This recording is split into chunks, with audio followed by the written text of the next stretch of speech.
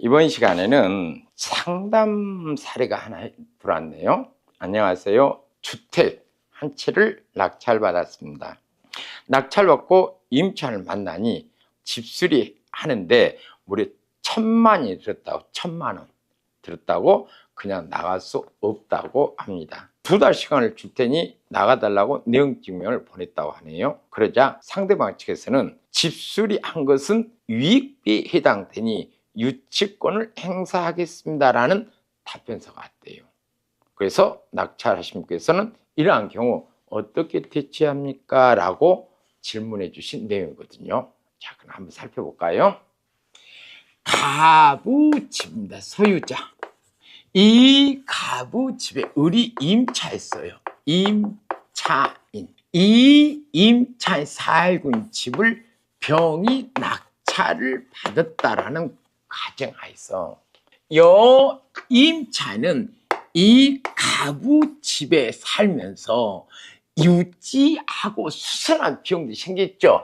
임차 기간 동안 이 임차 목적 들인 비용, 즉 우리는 이것을 말한다. 필요비 또는 유익비라고 하거든요. 그럼 필요는 뭔가 하니 유지하고 수선하는 비용, 그리고 유익비는요 가치를 증가시킨 비용. 따라서 질문의 내용은 가치 증가한 1,000만 원에 대해서 유치권 행사할 수 있다고 하네요. 그럼 이 상태에서 임차에는 이러한 임차 목적물에 유지하고 수선비가 들어갔겠죠. 이 비용은 원래 누구한테요? 소유자에게 청구해야 됩니다. 그런데 이 소유자의 부동산이 경매에서 소유자가 병으로 바뀌었죠. 그러면 이 임차는 이 병에게 들어간 유익비와 필요 비용을 달라고는 할 수 없으나 대신 무엇을 할 수 있어요? 유치권은 행사할 수 있다라는 거. 이 필요비가 예를 들어서 500만 원 들었고 유익비가 1,000만 원 들었다. 그러면 우리는 이 돈은 임차인의 임대인에게 달라고 했거든요. 이것을 우리는 뭐라고 한다? 비용 상한 청구권, 그렇게 얘기합니다.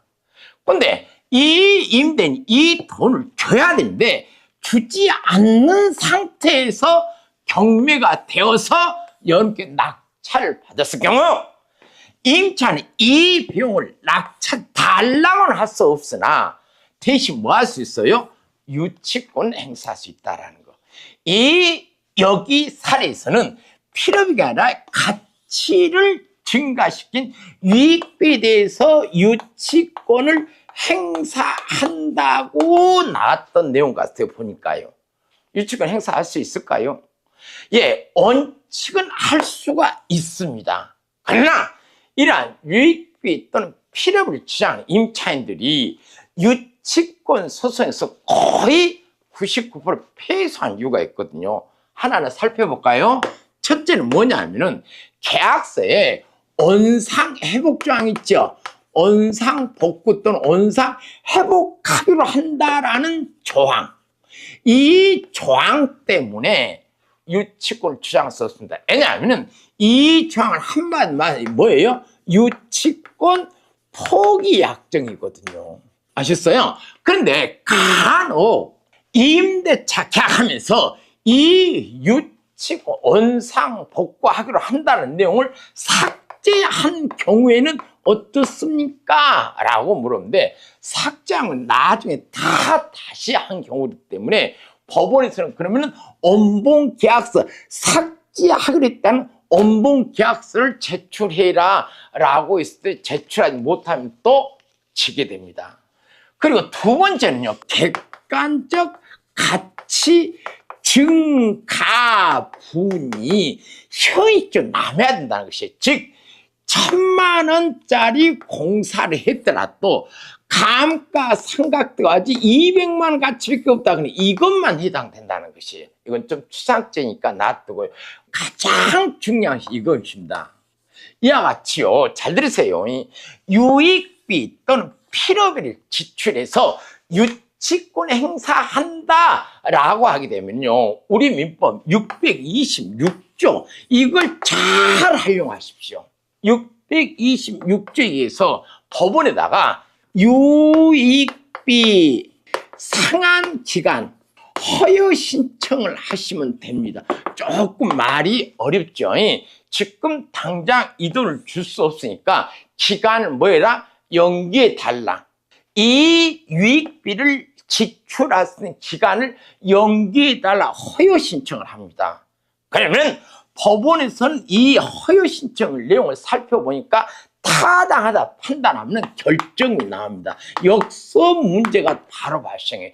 결정이 나오면은 이 유익비 지급 기간, 채권 소멸 기간이 연기돼 버렸죠. 좀 어려워요? 자, 그럼 하나 보게요. 유치권 주장하려면 뭐 해야 됩니까? 가장 중요한 채권이 변제기에 있을 거 기억나죠? 근데 이 유익비를 지급하는 날짜, 변제기를 법원에서 연기해 버렸어요. 그럼 유치권 주장할 수 있어 없어요? 예. 이 결정이 나면은 변제기가 미도래한 경우가 발생해 버립니다. 그래서 유치권 뭐예요? 소멸해 버립니다. 참 희한하죠? 이걸 잘 알았어요. 이해 안 되면 반복하세요. 뭔 내용이냐면은 626조에서는 유익비를 가지고 유치권을 주장 임차했을 때는 그 유익비를 내가 상한 지급하는 그 날짜를 허여해 주세요. 즉 좀 밀쳐 주세요. 그러면은 법원에서 판단을 보니까 이 유익비가 너무 과다하고 근거도 없고 또는 유익비로 가치가 없는 것 같은데 무리하게 지금 주장하고 있다는 판단이 들면 결정이 나와요. 그러면은 채권이 변제기에 있어야만 유치권 행사하는데 이 유익비 지급일자를 늘려버렸죠. 그럼 변제가 지금 덜 했어 안 했어요? 유익비를 내가 지급할 날짜가 늦춰졌잖아요. 그럼 변제가 아직 덜 하지 않았죠. 그러면은 유치권은 바로 소멸해 버립니다. 좀 이상한 내용 같은데 굉장히 중요하거든요. 이건 이 유익비에 대해서만 할 수 있는 것이고 필요비에 대해서는 할 수 없어요. 그래서 이같이 유치권 소멸하면은 이렇게 바로 여기 임차한 유익비를 주장하고 있는 유익비를 가지고 유치권을 주장한 임차를 상대로 뭘 합니까? 인도명 신청을 하십니다. 인도명 신청에서 강제 집행으로 뭐예요? 내보낼 수 있어요. 참 기가 막히죠. 그런데 우리는 이 임차인들이 주장하는 이 유익비를 가지고 유치권 행사하는 것에서 가장 중요한 626조 이것 활용을 못하고 있다는 것이에요. 거의 연상복구 회복 조항 때문에 유치권 주장할 수 없다는 객관적 가치 증가면 어쩌지 하지 말고 그냥 단도직입적으로 임차를 상대로 뭐합니까? 유익비 상한 기간 허여 신청, 즉 유익비 지급 기간을 늘려주세요. 그러면 결정이 나오면 바로 유치권 소멸하고 인도명 신청해서 저 사람을 내보내면 됩니다.